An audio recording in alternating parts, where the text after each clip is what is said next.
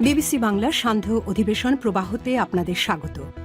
আজ আপনাদের সাথে লন্ডন স্টুডিও থেকে আছি মানসী বড়ুয়া। বাংলাদেশের সর্বশেষ গুরুত্বপূর্ণ আপডেট সংবাদে আপনাকে স্বাগত। শুরুতেই সংবাদ শিরোনাম, পরে বিস্তারিত। প্রথমেই জানাবো আমাদের হাতে থাকা সর্বশেষ গুরুত্বপূর্ণ সবথেকে তাজা আপডেট সংবাদ। প্রবাসীদের ভোটাধিকার আদায়ে জামাত সর্বোচ্চ ভূমিকা রেখেছে বললেন গোলাম পরোয়ার। প্রবাসীদের ভোটাধিকার আদায়ে জামাত ইসলাম দেশে সর্বোচ্চ ভূমিকা রেখেছে বলে মন্তব্য করেছেন বাংলাদেশ জামাত ইসলামের সেক্রেটারি জেনারেল ও সাবেক সংসদ সদস্য মিয়া গোলাম পরোয়ার। স্থানীয় সময় আজ যুক্তরাজ্যের বার্মিংহামের একটি কনভেনশন হলে প্রবাসী ভয়েস ইউকে মিডল্যান্ডস আয়োজিত এক অনুষ্ঠানে তিনি এসব কথা বলেছেন। এরপর জানাবো আগামী জাতীয় সংসদ নির্বাচনে ঐতিহাসিক ভূমিকা পালনে সশস্ত্র বাহিনীর প্রতি প্রধান উপদেষ্টার আহ্বান। আগামী ফেব্রুয়ারিতে যে নির্বাচন অনুষ্ঠিত হবে, জাতীয় সংসদ নির্বাচন ও গণভোটে বাংলাদেশ সশস্ত্র বাহিনীর সদস্যদের ঐতিহাসিক ভূমিকা পালনের জন্য আহ্বান জানিয়েছেন বাংলাদেশের অন্তর্বর্তীকালীন সরকারের প্রধান উপদেষ্টা অধ্যাপক ড মোহাম্মদ ইউনূস। একই সঙ্গে তিনি জাতীয় নিরাপত্তা অগ্রগতি, জাতীয় গঠন এবং সংকটকালে জনগণের পাশে দাঁড়ানো সশস্ত্র বাহিনীর অবদানের প্রশংসা করেছেন। এবারে জানাবো জামাতের ঔষধ হল আওয়ামী লীগ, বললেন মির্জা আব্বাস। বাংলাদেশ জামাত ইসলামের সমালোচনা করে বিএনপির স্থায়ী কমিটির সদস্য মির্জা আব্বাস বলেছেন, নির্বাচনে অংশ নেওয়া অনেক প্রার্থী বিভিন্ন ধরনের বক্তব্য দিচ্ছে, কিন্তু দেশের মানুষ তাদের ধোঁকা দেওয়া সম্ভব না। তিনি বলেন, মানুষ খুব শিক্ষিত না হলেও একেবারে বোকা নয়, কাউকে সহজে ভুল পথে নেওয়া যাবে না বলে মন্তব্য করেছেন বিএনপির এই নেতা। জানাবো কয়েকটা সিটের লোভ দেখিয়ে বহুদলীয় গণতন্ত্রকে হত্যার উদ্যোগ নেওয়া হচ্ছে। কয়েকটা সিটের লোভ দেখিয়ে বহুদলীয় গণতন্ত্রকে হত্যার উদ্যোগ নেওয়া হচ্ছে বলে মন্তব্য করেছেন জাতীয় নাগরিক পার্টি এনসিপির মুখ্য সমন্বয়ক নাসির উদ্দিন পাটোয়ারি। অভিযোগ করে তিনি বলেন, ছোট ছোট দলগুলোকে কয়েকটা সিটের লোভ দেখিয়ে বাংলাদেশের রাজনৈতিক যে বহুদলীয় গণতন্ত্র সেটাকে হত্যার উদ্যোগ নেওয়া হচ্ছে। আমরা এই সমস্ত রাজনৈতিক দলদেরকে বয়কট করতে চাই। এবং সর্বশেষ জানাবো অবসরপ্রাপ্ত সরকারি কর্মকর্তার ৪৫ লক্ষ টাকা আত্মসাৎ, গ্রেপ্তার ৩। ঢাকার উত্তর এলাকায় ভুয়া অফিস স্থাপন করে উচ্চপদস্থ আকর্ষণীয় বেতনে চাকরি দেওয়ার পাশাপাশি ঘড়ি আমদানি রপ্তানি ব্যবসার প্রলোভন দেখিয়ে একজন অবসরপ্রাপ্ত সরকারি কর্মকর্তার নিকট থেকে মোট ৪৫ লক্ষ টাকা হাতিয়ে নিয়েছে একটি সংঘবদ্ধ প্রতারক চক্র। এ অভিযোগে আজ ঢাকার তাঁতীবাজার মোড় সংলগ্ন মালিটোলা পার্ক এলাকা থেকে চক্রের ৩ সদস্যকে গ্রেপ্তার করেছে সিআইডির সাইবার পুলিশ সেন্টার। গ্রেপ্তারকৃতরা হচ্ছেন সনজ সাহা ওরফে উজ্জ্বল চৌধুরী, মোহাম্মদ ইরফান সহ আরও বেশ কয়েকজন। প্রিয় দর্শক, এতক্ষণ শুনছিলেন সংবাদ শিরোনাম, এবারে বিস্তারিত।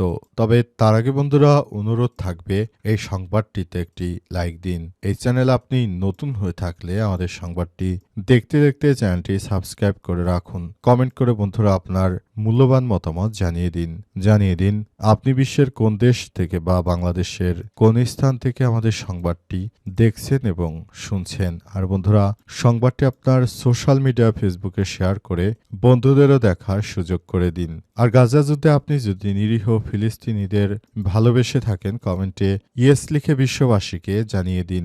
এবারে বিস্তারিত। প্রবাসীদের ভোটাধিকার আদায়ে জামাত সর্বোচ্চ ভূমিকা রেখেছে বললেন গোলাম পরোয়ার। প্রবাসী ভোটাধিকার আদায়ে জামাত ইসলাম এদেশে সর্বোচ্চ ভূমিকা রেখেছে বলে মন্তব্য করেছেন বাংলাদেশ জামাত ইসলামের সেক্রেটারি জেনারেল ও সাবেক সংসদ সদস্য মিয়া গোলাম পরোয়ার। স্থানীয় সময় আজ ২ ডিসেম্বর সন্ধ্যায় যুক্তরাজ্যের বার্মিংহামের একটি কনভেনশন হলে প্রবাসী ভয়েস ইউ মিডল্যান্ডসের আয়োজিত অনুষ্ঠানে সব কথা বলেছেন গোলাম পরোয়ার। গোলাম পরোয়ার বলেছেন, সমস্যা সমাধানের একমাত্র পথ রাষ্ট্রের কাঠামোগত ও নেতৃত্বের গুণগত পরিবর্তন করতে হবে। দেশের নেতৃত্বের নৈতিক পরিবর্তন হলে বিমান বন্দরে প্রবাসী হয়রানি সহ সব সমস্যার অটোমেটিক সমাধান হয়ে যাবে। পতিত ফ্যাসিস্ট রাষ্ট্রের সব কাঠামো একদম ধ্বংস করে দিয়েছে। সবকিছু ধ্বংস করে দিয়ে তারা দিল্লির কাছে বাংলাদেশকে ইজারা দেওয়ার যে মহোৎসবে মেতে উঠেছিল, সেসব বিষয় থেকে আমরা দেখার জন্য সবকিছু আমরা এগিয়ে যাচ্ছি। আমরা মনে করি বাংলাদেশ দেশটাকে সুন্দরভাবে এগিয়ে নেওয়ার জন্য আমাদেরকে অবশ্যই একসঙ্গে মিলেমিশে কাজ করতে হবে। বিষয়টি খুবই গুরুত্ব সহকারে ভাবতে হবে। কারণ আমরা দেখেছি বিগত সময়ে যত সরকারই ছিল কেউ প্রবাসীদের আসলে নাগরিক হিসেবে গণ্য করেনি, কিন্তু আমরা জামাত ইসলামের পক্ষ থেকে সব ধরনের ব্যবস্থা গ্রহণ করেছে। আমরা মনে করি এদেশের প্রতিটি নাগরিক, সে দেশে হোক বা দেশের বাইরে, এই বিষয়গুলোকে খুবই গুরুত্ব সহকারে আমরা দেখেছি। অন্তর্বর্তীকালীন সরকারের প্রধান উপদেষ্টা ডক্টর মোহাম্মদ ইউনূসের সরকার আমাদেরকে পুরো বিষয়গুলো ব্যাপারে তিনি আমাদেরকে যতটুকু সহায়তা করেছেন তার জন্য তাকে ধন্যবাদ। কারণ প্রবাসীদের তিনি ভোটারের আওতায় নিয়ে এসেছেন। আগামী নির্বাচনে ঐতিহাসিক ভূমিকা পালনে সশস্ত্র বাহিনীর প্রতি প্রধান উপদেষ্টার আহ্বান। আগামী জাতীয় সংসদ নির্বাচনে ঐতিহাসিকভাবে ভূমিকা পালন করতে হবে সশস্ত্র বাহিনীদের। তাদেরকে বাংলাদেশের জন্য অনেক বেশি দায়িত্বশীল ভূমিকা পালন করতে হবে। পুরো বাংলাদেশের জন্য তাদেরকে কাজ করতে হবে। দেশের প্রতিটি মানুষ সশস্ত্র বাহিনীর মুখের দিকে তাকিয়ে আছে। তারা চায় দেশে একটি সুষ্ঠু, অবাধ, নিরপেক্ষ, শান্তিপূর্ণ একটি নির্বাচন। যেই নির্বাচন দেওয়ার জন্য ডক্টর মোহাম্মদ ইউনূস প্রতিশ্রুতি করেছিলেন। অন্তর্বর্তীকালীন সরকারের ৩টি কাজ ছিল। সেই ৩টি কাজের মধ্যে প্রথম কাজ হচ্ছে বাংলাদেশের বিগত সময়ের যে সব বিষয় ছিল সেগুলোকে সংস্কার করতে হবে। সরকার সেটি করেছে। সমস্ত বিষয়গুলোতে সরকার সংস্কার করেছে। যদি বলতে যাই তাহলে এটি সবথেকে যে সংস্কারের বিষয়টি সেটি হচ্ছে এখন থেকে বিচারক নিয়োগের জন্য আলাদা সচিবালয় অধ্যাদেশ জারি করা হয়েছে। অর্থাৎ এখন থেকে যে কোনো সরকার যদি প্রধান বিচারপতিকে সরাতে চায় কিংবা প্রধান